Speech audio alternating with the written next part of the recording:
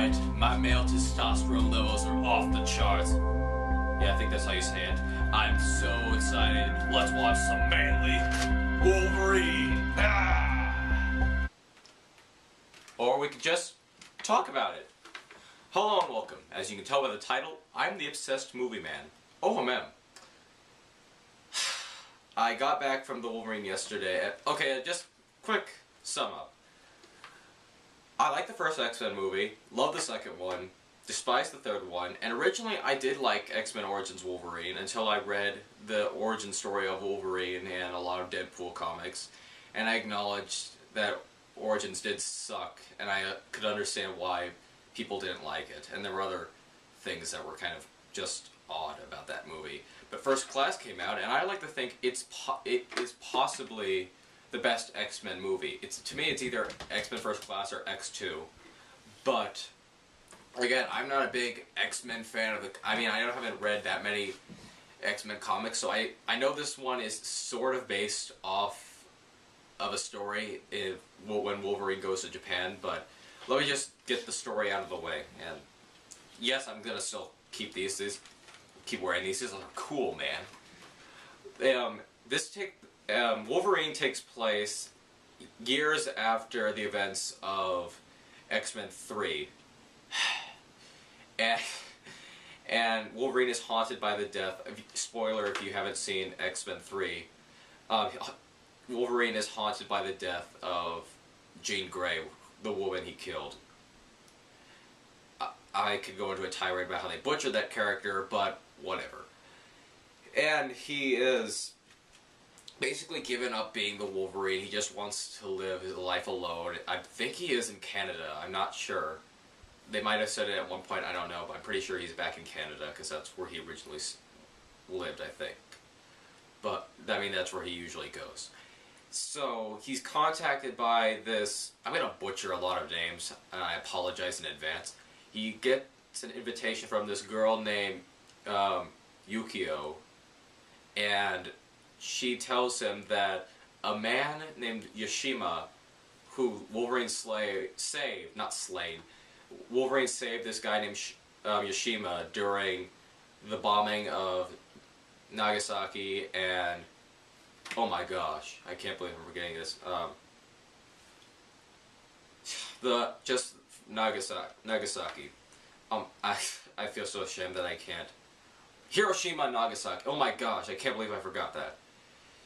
He saved this Yashima from the bombing of Hiroshima and Nagasaki, and Yashima is now an old man who's vastly wealthy and wants to repay Wolverine. So Wolverine goes to Japan, and he finds Yashima, who is basically offering him, he's saying, you basically want to end your life because you're just so depressed. I can give it to you. What we can do is transfer your what makes you immortal. We can transfer that ability into me, and you can die a mortal man. You can have a life, get a wife, kids, die like a normal person. Wolverine, he says no, and you know stuff from the trailers that's not the case. Sorry, the dogs are in the background. So what happens is Wolverine, this mutant, I think, whose name is Viper, I think. I don't really remember her, but again, didn't read that many X-Men comics. She plants a device in Wolverine that that basically takes away his healing factor, so he's now susceptible to bullets and knife injuries and so forth. And he's trying to protect and save Yashima's granddaughter, Mariko, because Yashima dies, and Mariko has now inherited the family business, which pisses her father off. And from there you have this great action story. I like that, first off, yes, this is a lot better than Origins, especially being that it's not titled X-Men Origins Wolverine, where you basically only see a few X-Men. But this one is, like to think this is the Dark Knight version. This is I would have liked to see this in R, but this is probably the darkest we're gonna see Wolverine for a long time. it's a lot more in depth with the character. You see his struggles. Like, he has haunting memories of Jean Grey's, which I kind of find funny. Like, it makes I kind of feel like he's going a little off the edge because he like constantly turns around on the bed and he sees Jean Grey there. She's like, "What are you thinking of?" Which I just kind of find, it's a little weird, but I can see it. He's a troubled, tortured soul. But I really like how they portray Wolverine. Hugh Jackman, of course, does a fantastic job, as always. I do think of him as Wolverine. And I like the story. I like the concept of him losing his immortality and how he has to cope with that.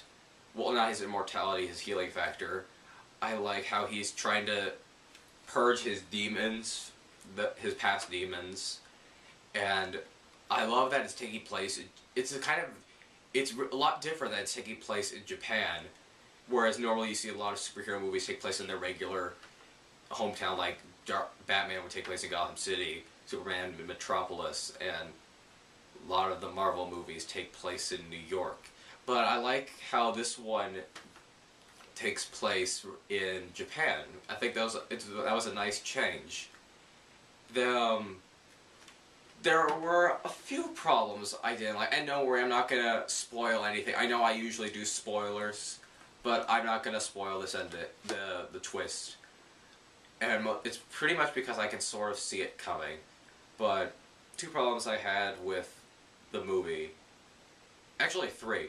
One was, I think this character, I don't remember his name.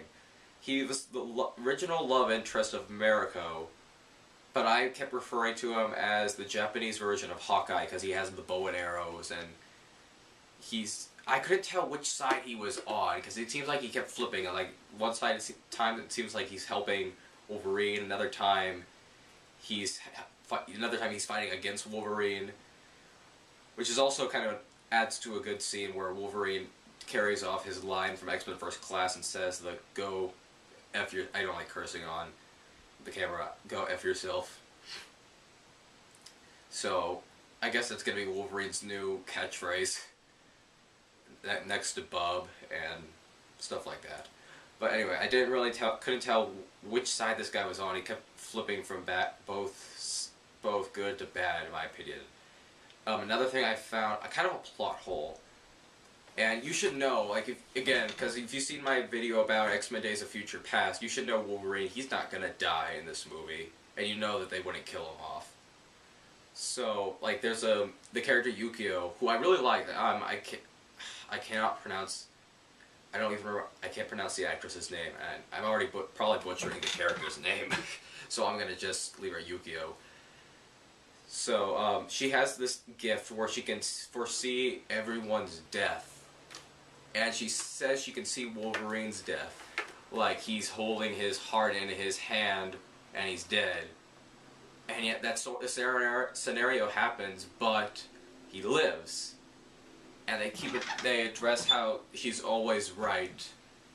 And I guess that was just, the only reason I can see for that is it's just playing off the audience's expectations about raising the stakes that Wolverine is, but I thought it was just kind of cheesy that they did that. They could have probably gone without it. Because pretty much everyone knows Wolverine's not gonna die. And the last problem, the Darth Shredder, as I call him, or the Silver Samurai. That was a bit ridiculous, I'm sorry. Again, haven't read the comics, so I'm not sure if that's I know there is a character called the Silver Samurai. I don't know if he's like that or not, but that just looked it looked a lot like the Destroyer from Thor, to me. It looked like a cross between the Destroyer from Thor and Shredder from Ninja Turtles. And I thought that was a bit ridiculous, that fight. I mean, it was great, it was fun watching, like, action! Okay, see Wolverine beat the shit out of a giant robot man. RoboCop Shredder. But it looked kind of stupid, I'm sorry. But other than that, I had so much fun watching this movie. It's kind of surprising me because I haven't seen that many advertisements for the Wolverine. Only a few posters. Nothing like Because you see, I collect stuff, and nothing at Target or at stores except for like one lone giant Wolverine figure, but nothing else.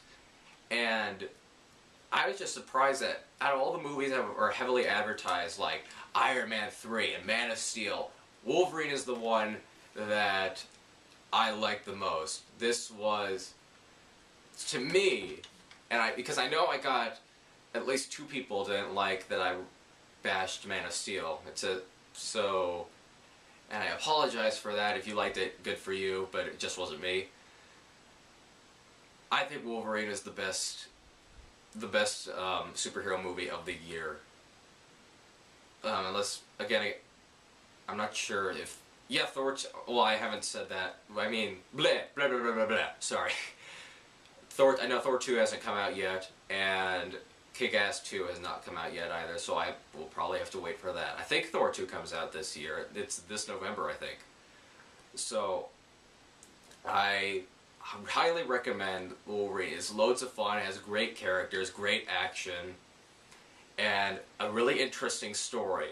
I like the setting, I like the characters, even if I can't pronounce the names correctly. They have great motivations. And Hugh Jackman's portrayal of Wolverine is still uncanny, like the Uncanny X-Men. It's still very, I knew that at least. It's very, very impressive. And and don't leave the theater right away. I'm not going to spoil anything, but it's not at the very end, but there is like something that comes in between the credits. So don't leave the movie theater right away. I won't reveal what it is. You probably have a good idea of what it's about if you've seen like my previous X-Men video, but it's worth staying. It is definitely worth staying. It was so much fun, and I got a huge cheer out of my audience. So I was very satisfied with this movie. You know what? I was very impressed. I give the Wolverine 5 out of 5. I was super impressed. Despite the minor problems I had, this was a fun movie, a great superhero movie, and I might have to... I don't think I can classify it as an X-Men movie, because it's basically standalone, but I highly recommend it. So, go see the Wolverine. 5 out of 5. This is O.M.M. signing out.